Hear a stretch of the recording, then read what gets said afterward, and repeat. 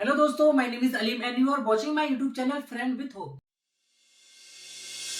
दोस्तों, आज हम बात करने वाले हैं सेंट्रल एशिया में स्थित अफगानिस्तान देश के बारे में, जो कि अपने अफगान पुलाव के लिए ऑल ओवर दी वर्ल्ड में फेमस है। बीते 40 सालों में अफगानिस्तान में चल रहे ह्यूमैनिटेरियन क्राइसिस और वॉर में वहाँ के लोगों ने अपना काफी कुछ खोया है, लेकिन अब वही अफगानिस्तान ने एक ऐसा मेगा प्रोजेक्ट शुरू किया है कि जिसकी कल्पना अभी दूसरे देशों ने नहीं की होगी। दोस्तों, अफगानिस्तान एक 285 किलोमीटर लंबी कैनाल बना रहा है और जब आप ये वीडियो देख रहे हैं, अब तक इस कैनाल का फर्स्ट फेज का वर्क भी कंप्लीट किया जा चुका है, जिसमें इस कैनाल की 100 किलोमीटर से ज्यादा की खुदाई भी की जा चुकी है। इस कैनाल की total length 285 kilometre, height 50 metre, depth 8.5 metre है। इस कैनाल की water storage capacity 650 cubic metre per second और इस प्रोजेक्ट का budget almost 700 million US dollar है। कुछ एक्सपर्ट इस कैनाल को अफगानिस्तान के लिए गेम चेंजर मान रहे हैं और इतनी लंबी कैनाल को बनाने के लिए अफगानिस्तान की गवर्नमेंट तालिबान के पास में इतना पैसा आया कहां से? आखिर क्यों अफगानिस्तान की इस कैनाल बनाने से तुर्कमेनिस्तान और उज्बेकिस्तान नाराज हैं? चलिए दोस्तों, इन सारी चीजों को डिस्कस करते हैं इस वीडियो में।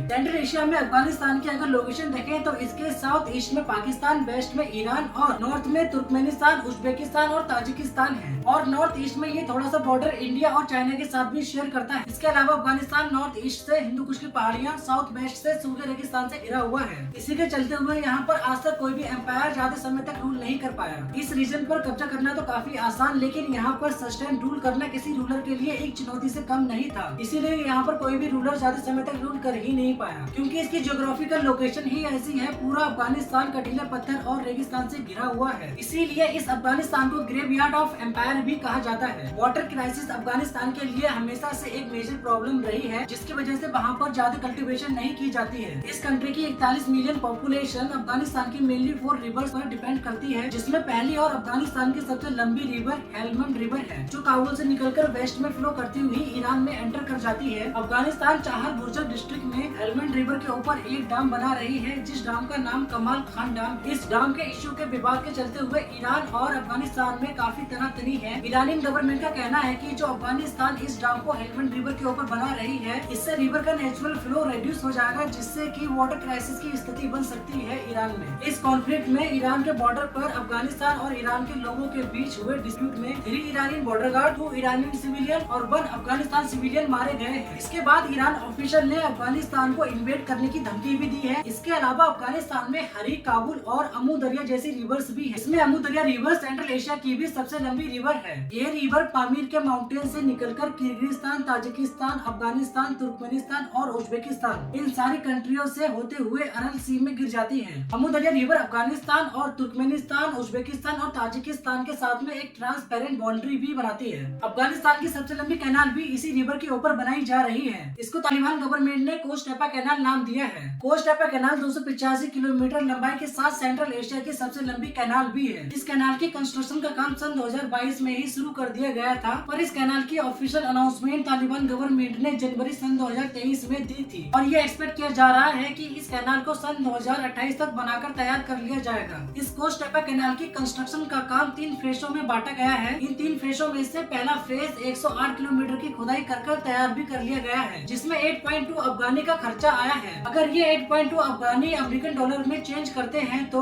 ये 94 मिलियन यूएस डॉलर बनते हैं। इस कैनाल का पहला फेज बनाने का टोटल खर्चा फाइनेंस ऑफ अफगान ने ही दिया है और दूसरे और तीसरे फेज का बजट अफगानिस्तान गवर्नमेंट अपनी दराए शूब माइन को बेचकर इसका रेवेन्यू जनरेट करेगी। दोस्तों, ये अपने आप में हैरान कर देने वाली बात है कि सन 2021 में जब अमेरिकन फौजें अफगानिस्तान को छोड़कर गई थी, इसके बाद से ही तालिबान की गवर्नमेंट ने ही अफगानिस्तान की बागडोर संभाली है। तालिबान के हाथों में सत्ता आए ऑलमोस्ट 2 साल हो चुके हैं और अब ये गवर्नमेंट इतने बड़े मेगा प्रोजेक्ट पर काम कर रही है। कमाल की बात है ना दोस्तों। इस इतनी बड़ी कैनाल को बनाने के लिए अफगानिस्तान की गवर्नमेंट ने ना ही तो किसी फॉरेन एड, ना ही मशीन और ना ही इंजीनियर की मदद मांगी है। सारी मशीन, इंजीनियर और लेबर अफगानिस्तान अपना ही यूज कर रही है। यहाँ पर इस कोस्ट टेपा कैनाल को बनाने के लिए 2600 मशीन, 4000 से ज्यादा वर्कर और 100 से ज्यादा एक्टिव कंस्ट्रक्शन साइट चल रही है। इस प्रोजेक्ट पर छोटी बड़ी 200 से ज्यादा कंस्ट्रक्शन कंपनी इस प्रोजेक्ट में इंगेज है। इस कैनाल के कंस्ट्रक्शन साइट पर जो एक्सकेवेटर इस कैनाल की खुदाई करते हैं, फिर इस खुदाई की गई मिट्टी को ट्रक में लोड कर दिया जाता है और ये ट्रक ट्रक इस मिट्टी को कैनाल की साइड में डंप कर देते हैं, जिससे इस कैनाल की बाउंड्री मिट्टी से ही बनाई जा रही है। इस कैनाल की बाउंड्री कंक्रीट से न बनाने के पीछे एक ये भी रीजन है कि